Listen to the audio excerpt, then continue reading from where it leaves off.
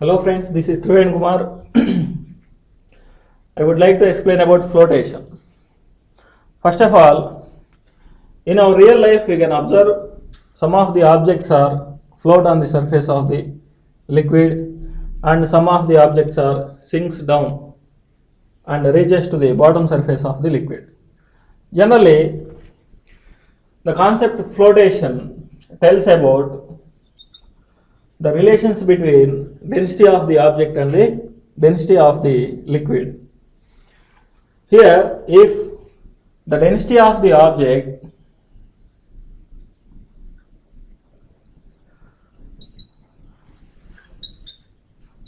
is less than the density of the liquid,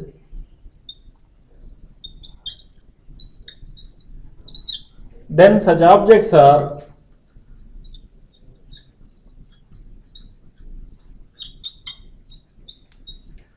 just floats over the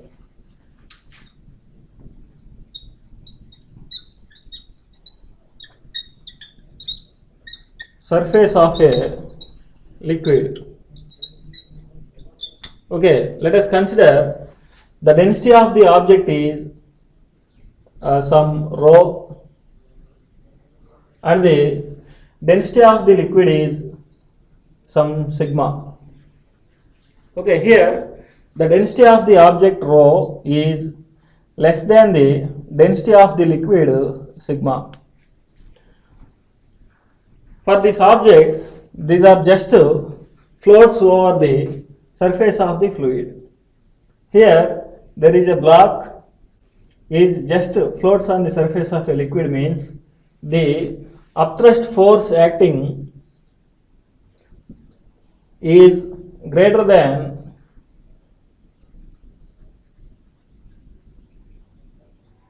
weight of the block. For those objects, they are just lies on the surface of the liquid. Here, upthrust force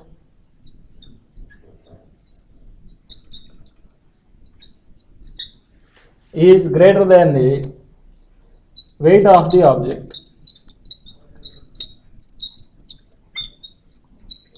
Then these objects are just floats over the surface of a liquid.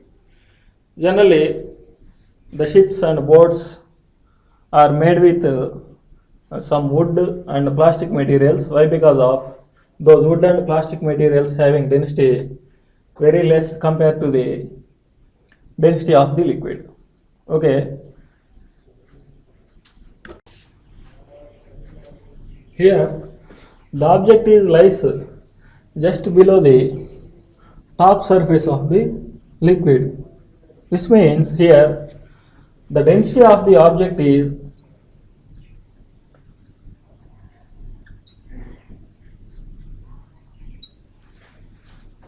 equal to density of the liquid.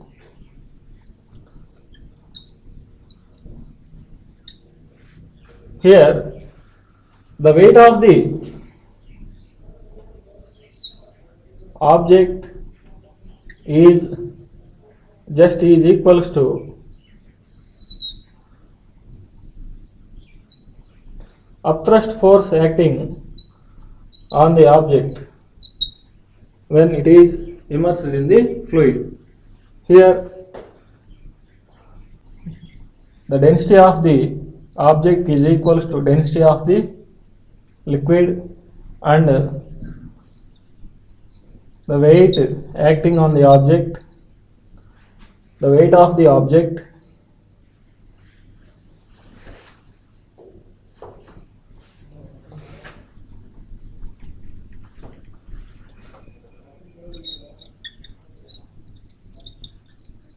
is equals to upthrust force acting on the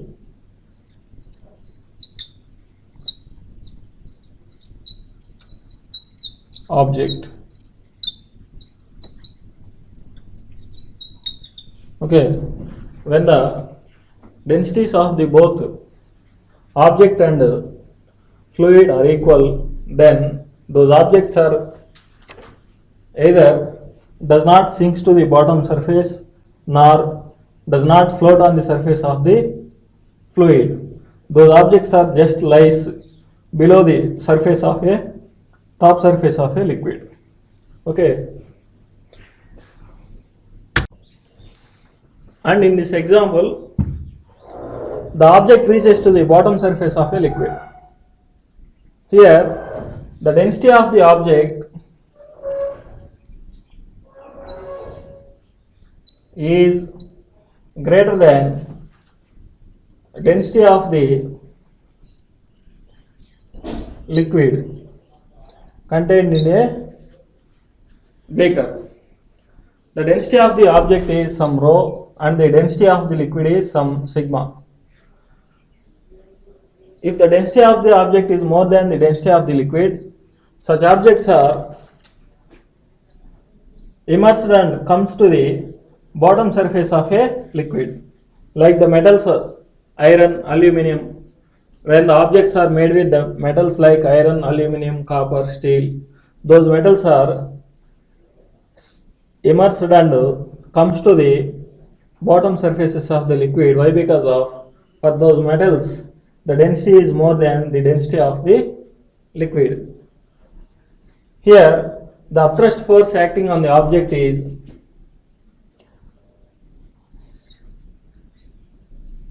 this upthrust force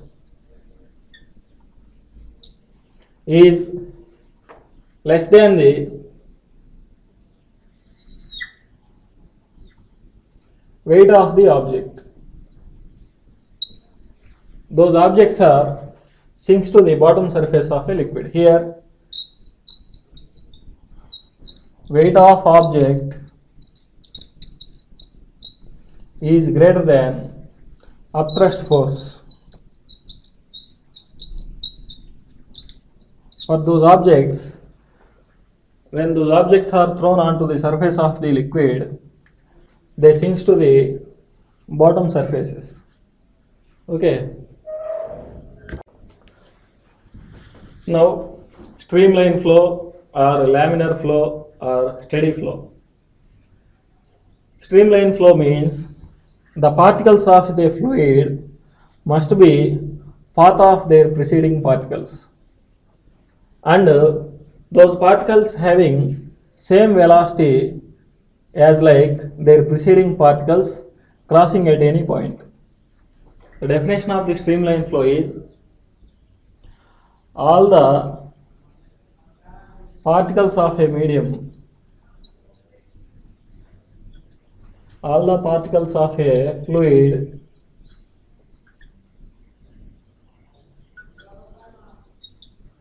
must be follow the path of their preceding particles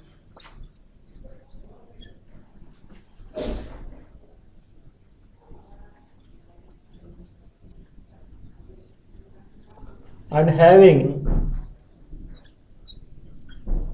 same velocity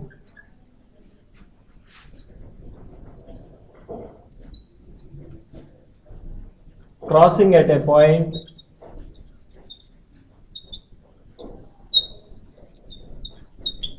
Okay, here for example there is a fluid flows like that, and there are in this fluid flow, this is the particle A and this is the particle B and this is the particle C and this is the particle D. Here according to the definition, A must be follow the path of its preceding particle B, and B also must be follow the path of its preceding particle C, and C must be follow the path of its preceding particle D, and the particles of the fluid having different velocities at different positions A, B, C, D, but all the particles having same velocity when they crossing at the position A. If for example the fluid having the velocity 10 meter per second at position A and maybe some 20 at B and some 50 at D. Okay, at the different positions, the particles of the fluid having different velocities, but particularly at the position A, all the particles having the same velocity of 10 meters per second. If all the particles reaches to position D, all the particles having the same velocity 50 meters per second, and the velocity of the particle at any position is simply draw the tangent from that. Here this is the direction of the particles at position A, and at here this is the direction of the velocity at position C. It means the tangent of the motion of the particles at any position gives the velocity of the direction of the velocity. Okay,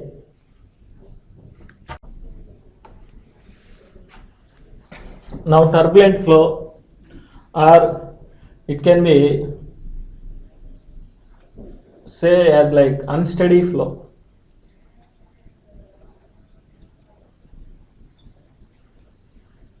Okay, turbulent flow means the particles of the fluid does not follow the path of their preceding particles, and the particles of the fluid having different velocities at the common point also. It can be defined as the particles of the fluid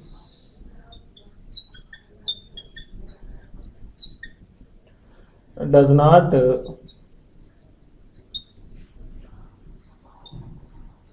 follow the path of their preceding particles,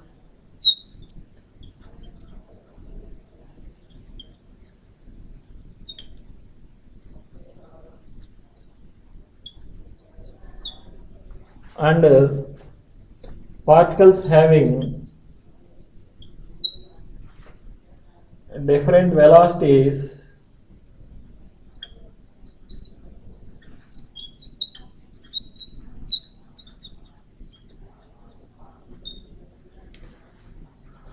crossing at a point. This is the definition of the turbulent flow.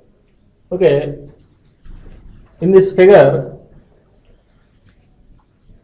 there are the particles of the fluid.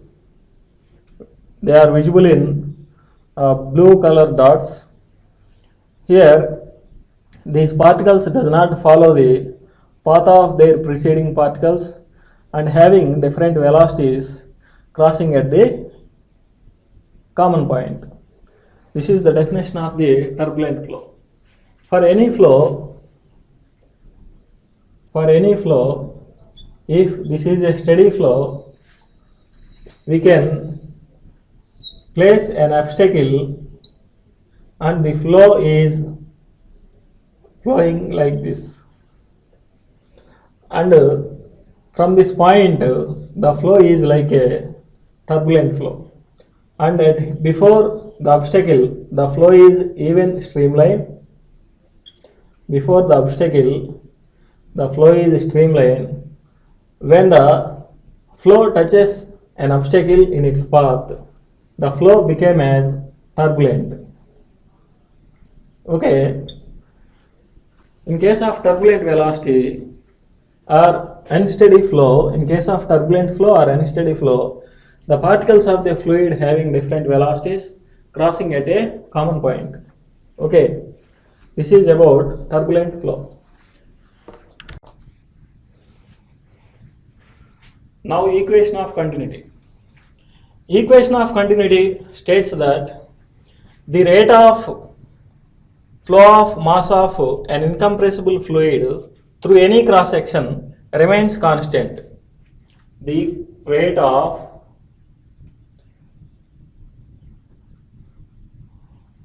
mass of a incompressible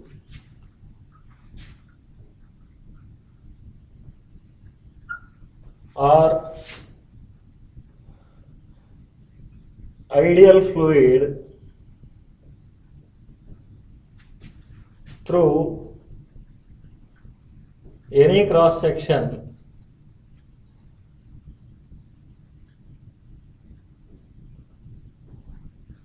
remains constant.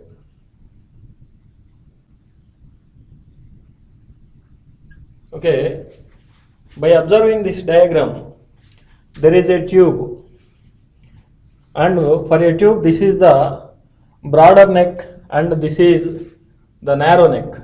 Here, the area of cross section of the tube is more, and the area of cross section at the narrow neck is very less. And we having the graph for the flow of velocity and area of cross section of a tube is as like this. Consider if this is a velocity of the fluid flowing through the tube, and along the x-axis it is an area of cross section. Okay, the graph is as like this. For less area of cross section there is more velocity. For large area of cross section there is a less velocity. Simply, for the narrow necks the velocity is high, and at the broader neck the fluid flows with small velocity. In our real life also, by gardening the plants, if the plants are at large distance, we close the cross section of the tube with our thumb. At the closing end, the fluid flows with more velocity. This is the practical example of why the velocity is inversely proportional to area of cross section of the tube. By gardening the plants, by closing the tube neck with our thumb, now the flow of the fluid is with high velocity. Okay, here the rate of mass of incompressible fluid through any cross section remains constant. According to this statement, the rate of mass at the broader neck is equals to rate of mass at the narrower neck. This means, let us consider this end of the tube is some x, and this end of the tube is some y. Okay, from the statement, rate of mass means m by t. At the broader neck, x is equals to rate of the mass at the narrower neck, it is y. And we having the formula mass as volume into density. Volume into density by T at the broader neck is equals to volume into density by T at the narrower neck. Volume means, here volume is nothing but area into length. This volume can be written as like volume is nothing but area into some length x1. It means for a small interval of time, here the fluid flows this much of distance at the broader neck, and then at the narrower neck the fluid flows this much of the distance. This is some x1 and this is some x2. Okay, that's why volume is nothing but area into displacement traveled by the fluid into density by time. Here also the area of cross section at the broader neck is A1. Okay, and similarly the volume formula at here is A2 into x2 into rho by T. This is at the broader neck x and this is at the narrow neck y. By solving this, we got In the same time, at the broader neck, the fluid flows less distance, and at the narrow neck, the fluid flows more distance. Why? Because of in this graph, if the area of cross section is more, then the velocity of the fluid is less. Okay. A1 into displacement by time x1 by t is the velocity at the broader neck. At the broader neck, the velocity is v1 into rho at the broader neck is equals to a2, again x2 by t, displacement by time is again velocity at the narrow neck, it is v2 into rho, this is at the narrow neck. Here the same fluid is flowing from broader neck to narrow neck, that's why the densities of the fluid remains same. So the density, same fluid is flowing through the pipe at the broader neck and at the narrow neck, that's why the density of the fluid is same. And we got the equation as finally A1 V1 is equals to A2 V2. This equation is called equation of continuity. From this equation, we simply say that the area of cross section of the tube is inversely proportional to the velocity. From this, Bernoulli's theorem. Bernoulli's theorem states that when a non-viscous incompressible fluid flows through a pipe, then the sum of pressure energy, kinetic energy, potential energy per unit volume remains constant at any point of its flow. The statement of the Bernoulli's theorem is when a non-viscous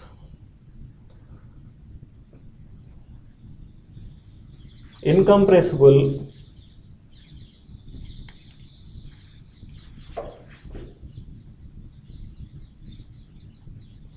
fluid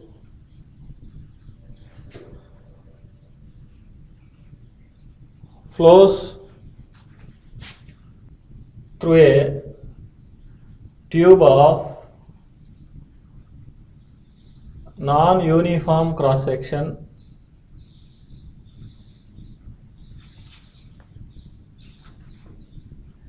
then the sum of potential energy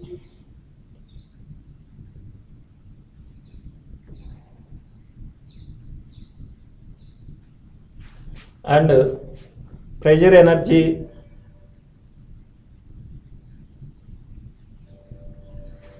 and kinetic energy per unit volume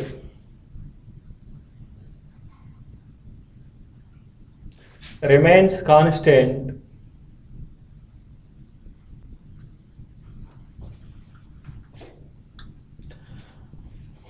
at all points of its path, at any point in its path.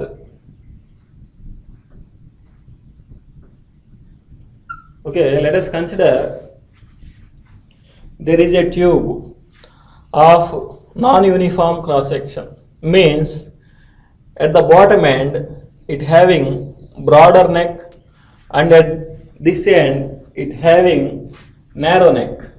Okay, and the tube is located at different heights at its different points. Now an incompressible non-viscous fluid flows through this pipe, then according to the statement of the Bernoulli's theorem, we can say that the sum of pressure energy plus potential energy plus kinetic energy per unit volume remains constant. It means the sum of these three energies at the broad neck of the tube is equals to the sum of those three energies at the narrow neck of the tube. Now the proof of the Bernoulli's theorem.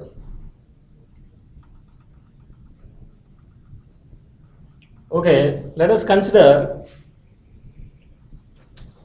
the fluid flows from broad neck to the narrow neck, and these two necks are located at different heights from the ground. The parameters of the fluid at the broad neck is, at broad neck, okay, the area of cross section of the broad neck is A1. During a time delta t, it travels through a displacement sum delta x1. Now, the displacement of a fluid at the broad neck is some delta x1 is equals to v1 into delta t1. Here v1 is the velocity of the fluid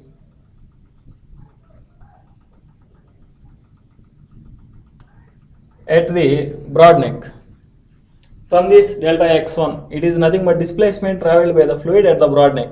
Displacement is as like velocity into time. Similarly, at the narrow neck,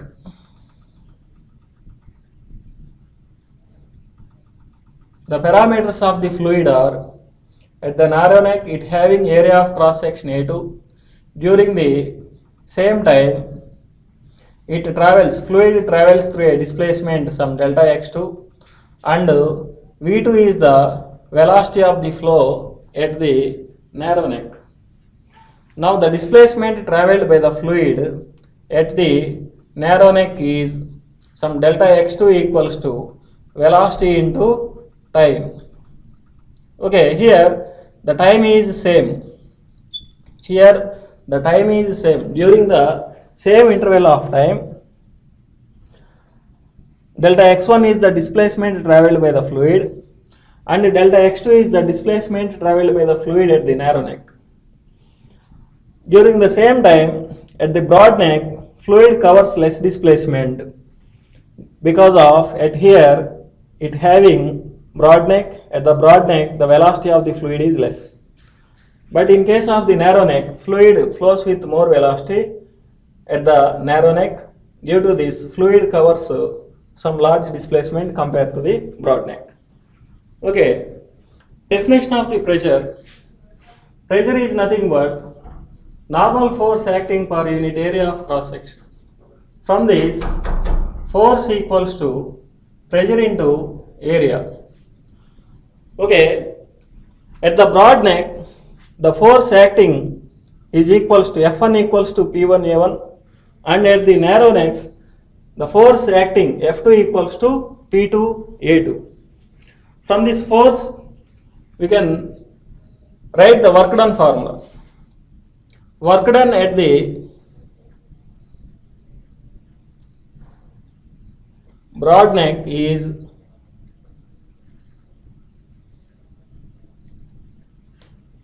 some W1 is equals to, work done is equals to force into displacement. Force F1 into displacement.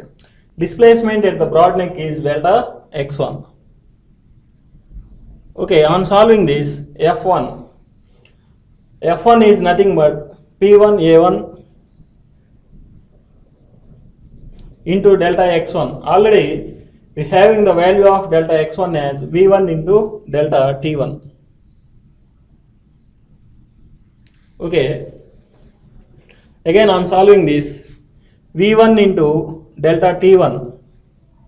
V1 into delta T1 is nothing but delta x1. A1 into delta x1 is nothing but delta V. Here, this is the form of P1 into A1 into V1 into delta T1 is nothing but delta x1. It is delta x1. By solving this, area into length nothing but volume. It is P1 into delta V. Okay, this is the work done at the broad neck. Similarly, the work done at the narrow neck.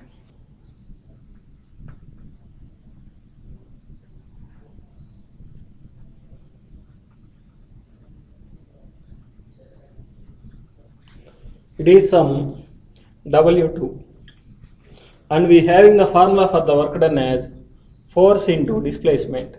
Displacement at narrow neck is some delta x2. By substituting the value of F2 as P2A2, it is W2 equals to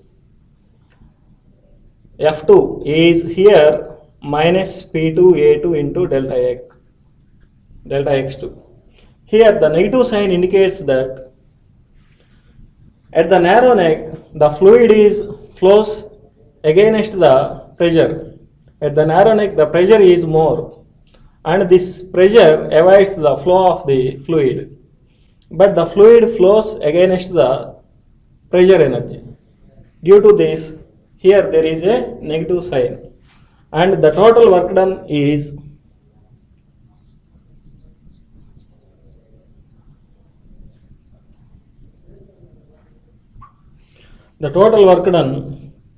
W equals to W1 plus W2. It is P1 into delta V minus P2 into, here again, delta V, area into length. It is nothing but delta V. This is the total work done due to pressure. Okay, P1 into delta V minus P2 into delta V. Here, work done at the narrow neck is minus P2. This is negative sign, means the fluid flows against the pressure at the narrow neck. That's why here there is a negative sign, P2 A2 delta x2. Again, this is like a area into length. Delta x2 means displacement traveled by the fluid at the narrow neck. Displacement into area, or area into length, nothing but volume, delta V. That's why P1 into delta V minus P2 into delta V is the total work done. Now the total work done is equals to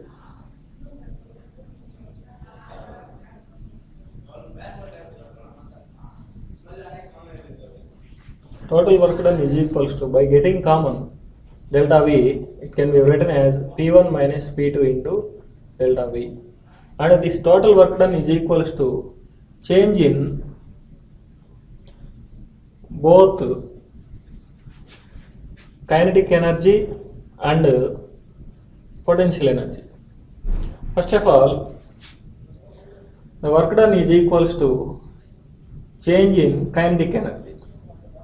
From the work energy theorem, already we know that work done is equals to change in kinetic energy. Now the change in kinetic energy means half into mass into V2 square minus V1 square. Okay, here mass is nothing but half into, mass is nothing but volume into density. Here the volume is some delta V into density of the fluid is rho into V2 square minus V1 square. By expanding this, we can write the work done due to change in kinetic energy as half delta V rho V2 square minus half delta V rho V1 square. Okay, and change in potential energy is, we having the basic formula of potential energy is mgh. The potential energy of the pipe at the narrow neck is mg into, the height of the narrow neck is y2 from the surface, it is mg y2, and the potential energy of the pipe at the broad neck is mg into, and the broad neck is at a height y1. Now the change in potential energy is mg y2 minus mg y1. Okay, now the total work is equals to change in potential energy plus change in kinetic energy. Due to this, we write the total work done as W equals to change in potential energy is mg into y2 minus mg into y1 plus change in kinetic energy. The change in kinetic energy is half delta V rho V2 square minus half delta V rho V1 square, and there is also a term mass. Okay, mass is nothing but volume into density. In the place of mass, we can replace the equation as W equals to mass is nothing but volume into density. Here the volume is delta V into rho G Y2 minus delta V rho G Y1 plus half into delta V rho V2 square minus half into delta V rho V1 square. This is the total work done. Here the total work done is nothing but change in potential energy and change in kinetic energy. And mass, the term mass can be replacing with volume into density. Okay, now this total work done is equals to work done due to pressure, and the work done due to pressure is already we solving that P1 minus P2 into delta V, and this is equals to P1 minus P2 into delta V. Okay, in LHS and RHS there is a common term delta V. By cancelling the common term on both sides, we got by cancelling the common term delta V on both sides, we got rho G Y2 minus rho G Y1 plus half into rho V2 square minus half into rho V1 square is equals to P1 minus P2. Okay, now minus rho G V1 and minus half rho V1 square on getting RHS side and minus P2 on getting LHS side, the equation will be become as P2 plus half rho V2 square plus rho G Y2 is equals to P1 plus half rho V1 square plus rho G Y1.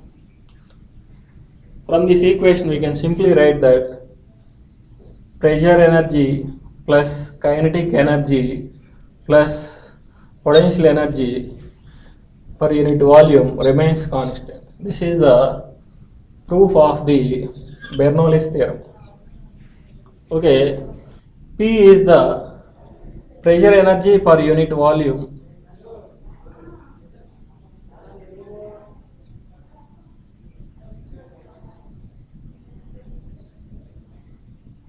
and half rho V square is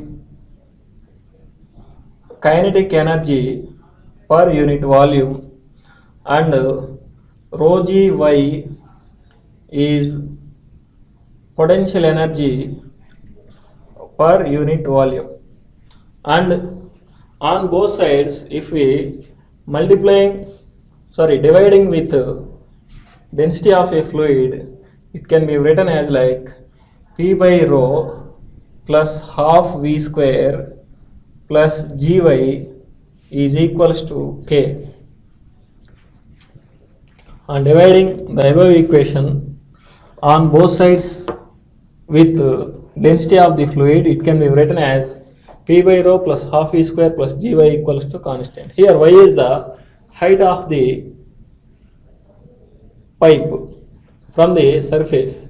Okay, this is the proof of the Bernoulli's theorem. Thank you. Venturimeter. Venturimeter is a device used to find the speed of a fluid in a given pipe.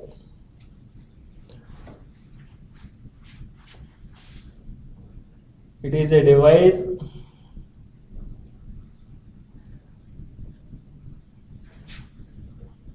used to measure the speed of a fluid in a given tube, and the working principle behind the venturimeter is a Bernoulli's theorem. The working principle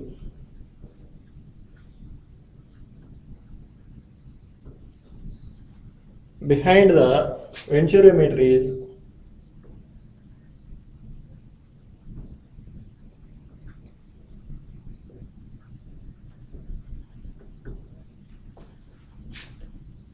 Bernoulli's theorem.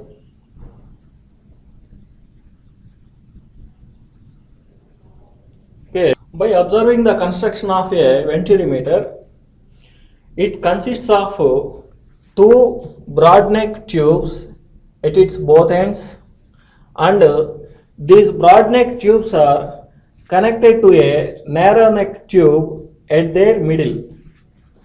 Okay, now the flow velocity of the fluid in the broad neck tube is V1, and the flow velocity of the fluid in the narrow neck tube is some V2. The area of cross section of the tube, broad neck tube, is A1, and the area of cross section of the narrow neck tube is A2.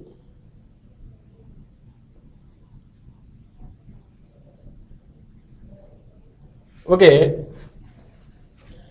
and the broad neck tube and the narrow neck tube is connected with a manometer. Here there is a manometer U-shaped tube.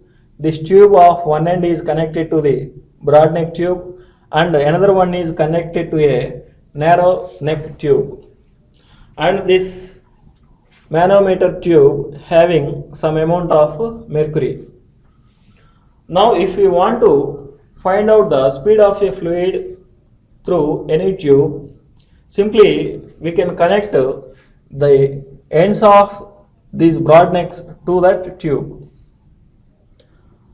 Now the flow velocity at the broad neck is simply we can calculate. We having the equation of continuity as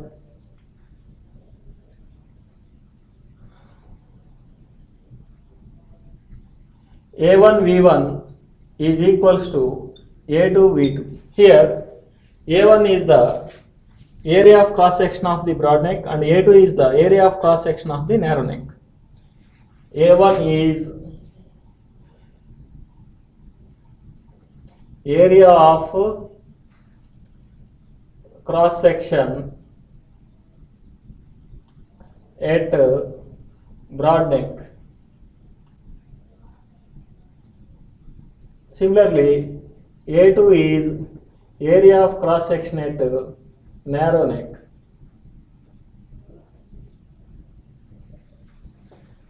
Okay, from this we can simply write that A1 by A2 is equals to V2 by V1, and the working principle behind the venturimeter is Bernoulli's theorem, and we having the proof of the Bernoulli's theorem as P1 plus rho g H1 plus half rho V1 square is equals to P2 plus rho g H2 plus half rho V2 square. Here both broad neck and narrow neck are at the same height from the surface. Due to this, here the heights of the both narrow neck and broad neck are equal. It means H1 equals to H2. That's why these potential energy per unit volume cancelling on both sides. Now the equation can be rewritten as like P1 minus P2 is equals to half rho into V2 square minus V1 square. Okay, on solving this equation can be again written as like P1 minus P2 is equals to half, by getting common V1 square, half rho into V1 square. This can be written as like V2 square by V1 square minus 1. Okay, from this we having the value of V2 by V1 as A1 by A2, and this also be written as like V2 by V1 whole square is equals to A1 square by A2 square. By substituting the value of V2 by V1 whole square as A1 by A2, A1 square by A2 square at here, this equation can be written as like, here the pressure, the equation of the pressure is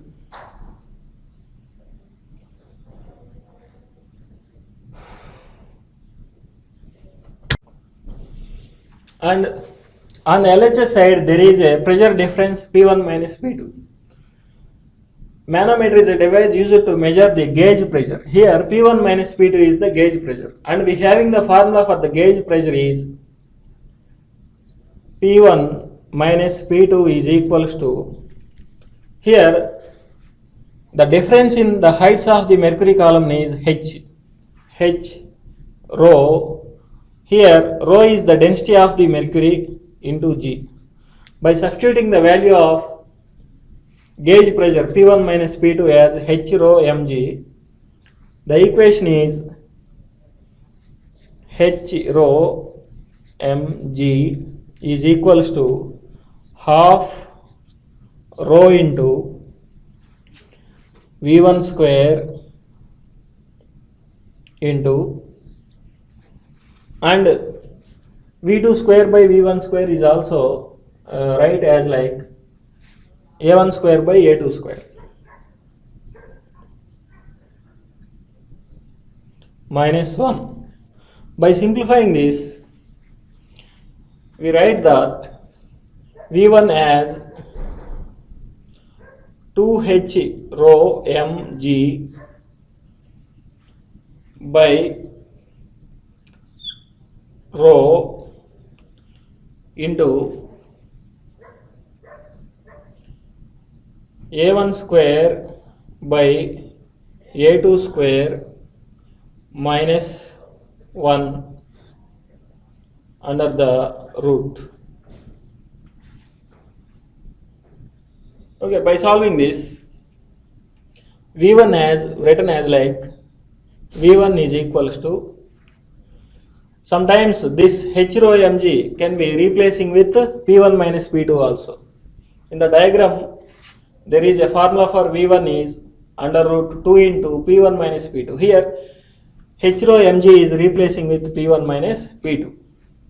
Okay, and again by solving this, it is 2H rho mg by rho in the root and A1 square by A2 square minus 1 whole power minus 1 by 2. This is how we can find the velocity of the fluid in a pipe, and this is the expression for velocity of a fluid in the broad neck tube. Okay, if you want to find the velocity of the fluid in the narrow neck, simply by substituting the values here from the equation of continuity, we can find out the V2, velocity of the fluid at the broad neck. V2 is equals to simply A1 by A2 into V1. Already we having the value of the v1. This is how we can find the speed of a fluid in a pipe. Dynamic lift. Let us consider this is an aircraft wing, as also called as airfoil. The shape of the aircraft wing is an asymmetrical shape. There is a curved shape at its top surface, and at its bottom surface it is a linear shape, but its top surface it is a non-linear curved shape. Due to its asymmetrical shape, when the aeroplane flies with a great speed, the fluid layers while touching the aircraft wing breaks into two layers.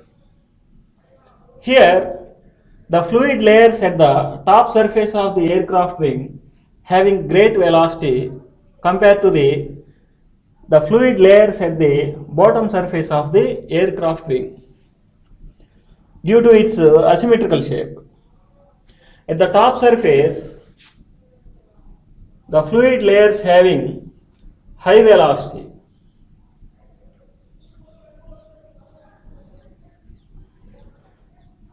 At the high velocity, there is a low pressure, while the fluid layers at the bottom surface of the aircraft wing having low velocity compared to the fluid layers at the top surface. At the low velocity, there is a high pressure.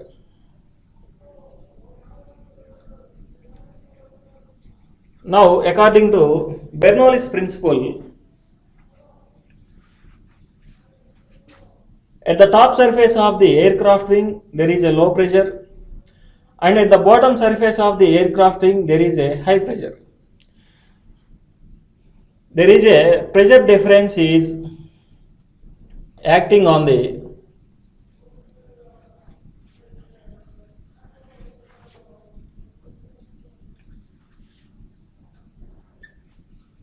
there is a pressure difference is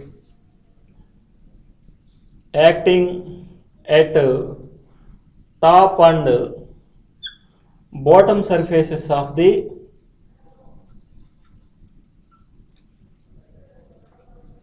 aircraft wing.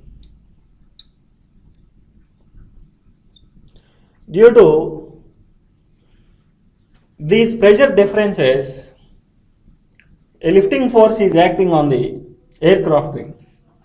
The objects, those are always try to fly from high pressure regions to the low pressure regions. Here also the aircraft wing is try to fly from high pressure to low pressure. That's why there is some lifting force is acting on the aircraft wing.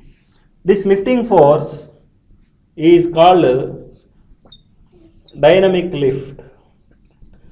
This lifting force acting on the aircraft wing, this phenomenon is called dynamic lift. Dynamic lift means due to the pressure differences at the top and bottom surfaces of the object must be try to fly from high pressure region to the low pressure region. Then there is some lifting force is acting on the object. This lifting force acting on the object, this phenomenon is called dynamic lift. Okay, Magnus effect. When a spinning ball is thrown into the fluid, it deviates from its actual path. The deviation of the spinning ball from the actual path when it is thrown into the fluid is called Magnus effect. Magnus effect means the deviation of the spinning ball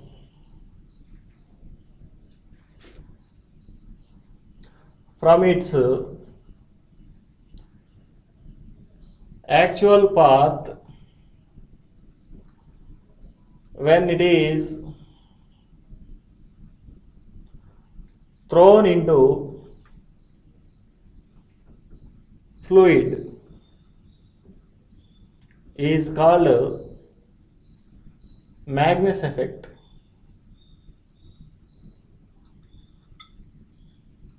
Okay, here in this diagram there is a spinning ball. The ball is spinning like this and moves through a fluid, and the fluid layers are breaks into two segments.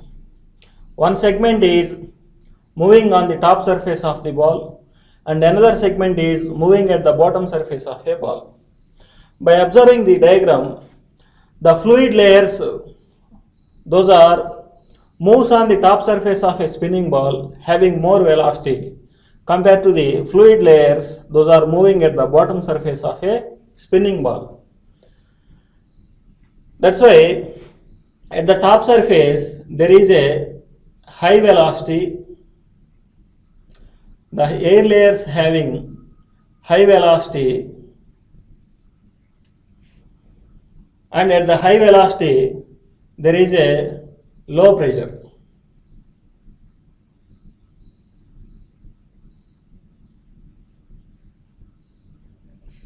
High velocity and low pressure is acting at the top surface, while at the bottom surface the fluid layers having less velocity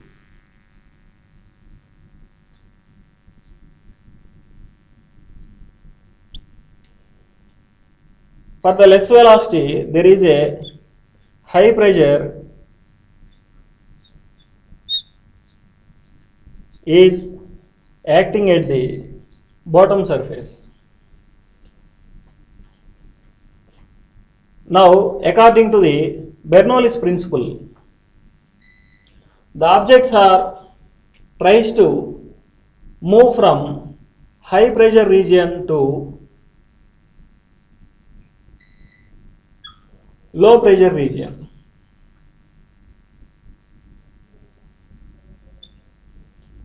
Here also there is a low pressure region at the top surface of the spinning ball and there is a high pressure at the bottom surface of a spinning ball.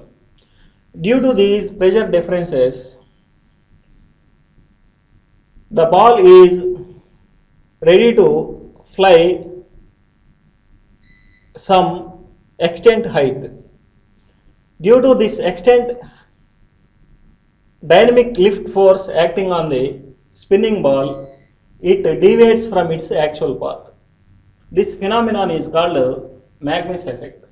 Once again, here also on the spinning ball, there are different pressures acting on it. The spinning ball is try to fly from high pressure region to low pressure region. Due to this lifting force acting on the spinning ball, it deviates from its actual path.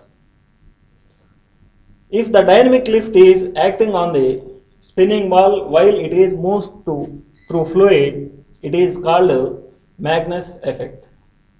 Okay, viscosity.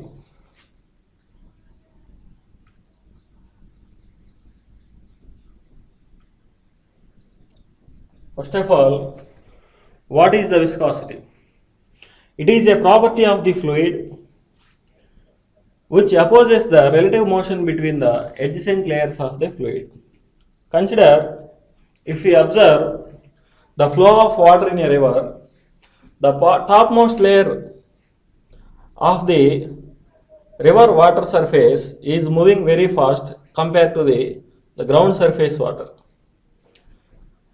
Due to this, at the ground surface, at the bottom surfaces of the liquid in the river, there is some grass. Why? Because of at the bottom surfaces, the liquid does not flow, while at the top surfaces, the liquid is flowing with some velocity. It means from top layer to the bottom layer of the fluid, there is a the velocity differences. It means from top to bottom, the fluid layer's velocity decreases gradually, and this is due to the viscosity. Viscosity means it is a property of the fluid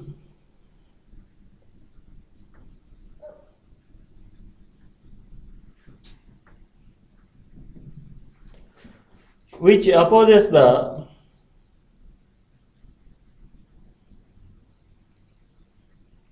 relative motion between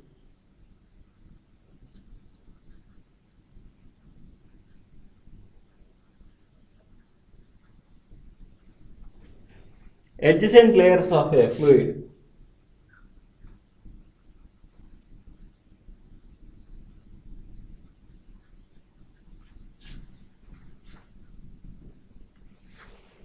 Is called viscosity.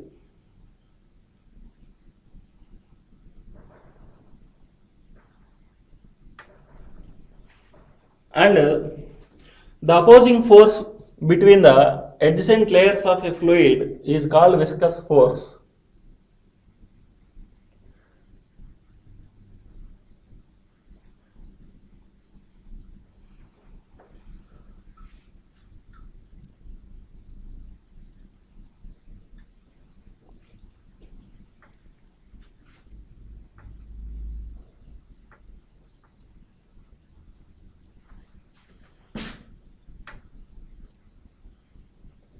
Okay.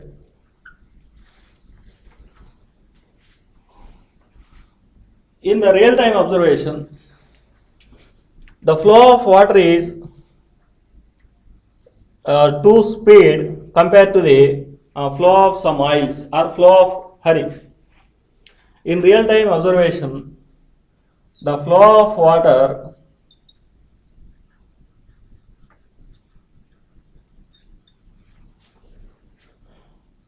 has greater speed compared to the flow of honey. This is because of here the flow of fluid. In case of water, there is a relative motion between the layers of the fluid in which the opposing force is less compared to the here the flow of honey. In between the layers of the honey fluid, there is the great opposing force between its adjacent layers. Due to this, the flow of water has greater speed compared to the flow of honey. The main reason is in the flow of water, in the water fluid, there is a less viscosity, and in the flow of honey, between their layers, there is a great viscous force. In sometimes the viscous force is also named as, or viscosity is called as fluid friction.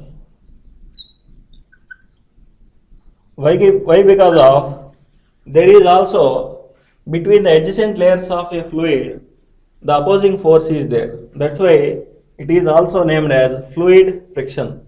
In the above example, in between the layers of the water, this fluid friction is less, and in between the layers of the honey, the fluid friction is more.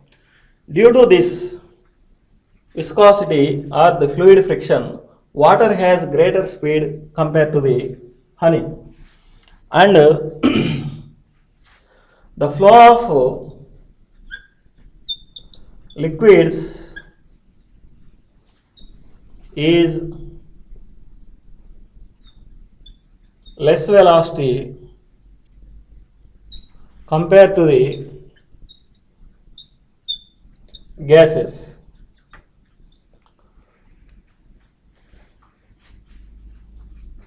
Due to this, liquids having more viscous force compared to the gases.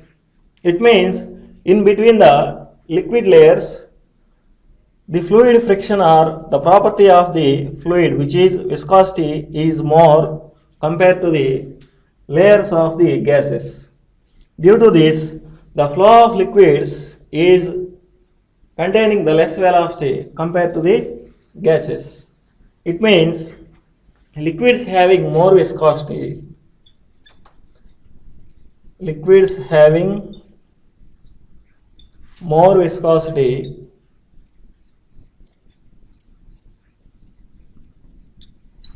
compared to the gases.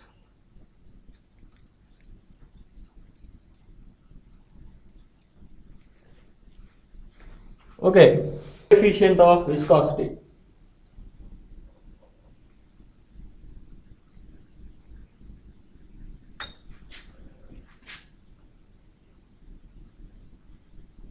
Okay, let us consider this is a ground surface and the fluid is moving along this ground surface as like this. This is the topmost layer and this is its adjacent layer and this is adjacent layer. Finally, on the surface of the ground, the fluid is at rest and the fluid is flowing in parallel direction to the surface. Here, the velocity at the topmost surface is some v plus delta v and its adjacent bottom surface is v. Let the surface areas of the all liquid layers is some a and the gap between the adjacent layers of the fluid is some delta x. Okay, let us assume that this is a fluid layer of P and this is a fluid layer of Q. From the viscosity, you can learn that layer P tries to speed up the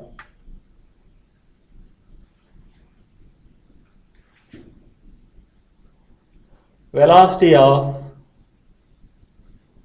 layer Q.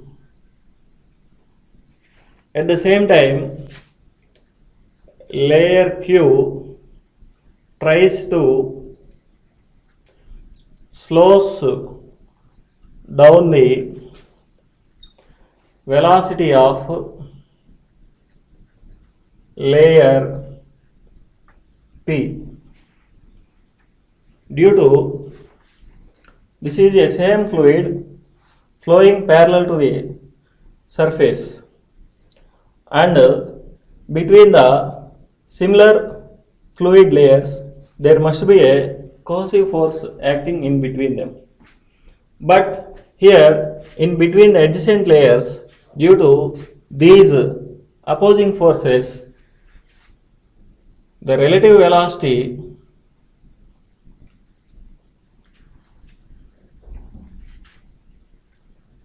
between the layers of a fluid, the relative velocity between the layers of a fluid is the topmost layer having great velocity compared to its bottom layer, it is v plus delta v, and the bottom layer q layer having the velocity v. So the relative velocity is v plus delta v minus v. Here delta v is the relative velocity between the adjacent layers of a fluid and the term delta v by delta x is called velocity gradient,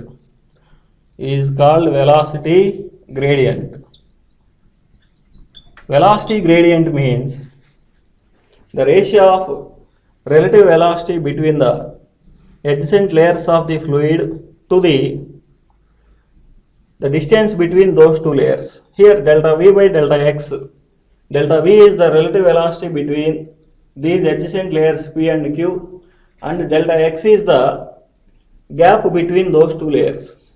then the ratio between those two is called velocity gradient. And both P and Q layers having same area, surface area. According to Newton, this viscous force is directly proportional to the area, and this viscous force is directly proportional to velocity gradient. From these two we can write that the viscous force is directly proportional to A into delta V by delta x. By removing the proportionality, F equals to eta A into delta V by delta x, and there is a negative sign. The negative sign indicates that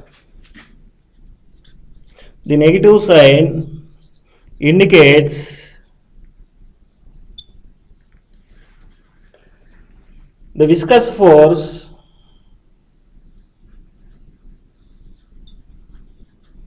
opposes the relative velocity. The viscous force opposes the relative velocity.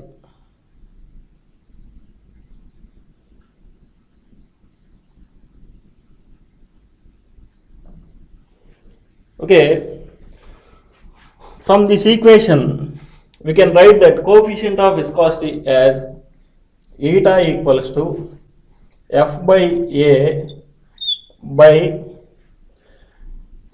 delta V by delta x, and there is a negative sign. And this F by A is called shearing stress. This F by A is called shearing stress,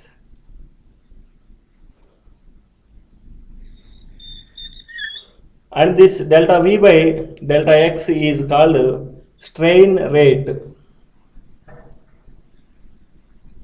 Simply, the definition of coefficient of viscosity is nothing but it is the ratio of shearing stress to the strain rate.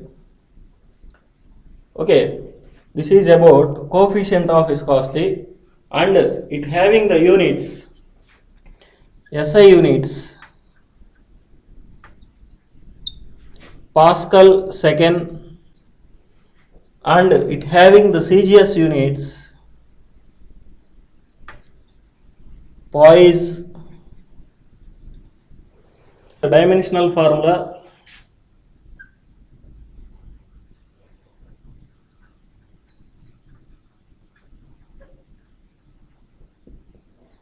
m L power minus 1 T power minus 1. This is about coefficient of viscosity.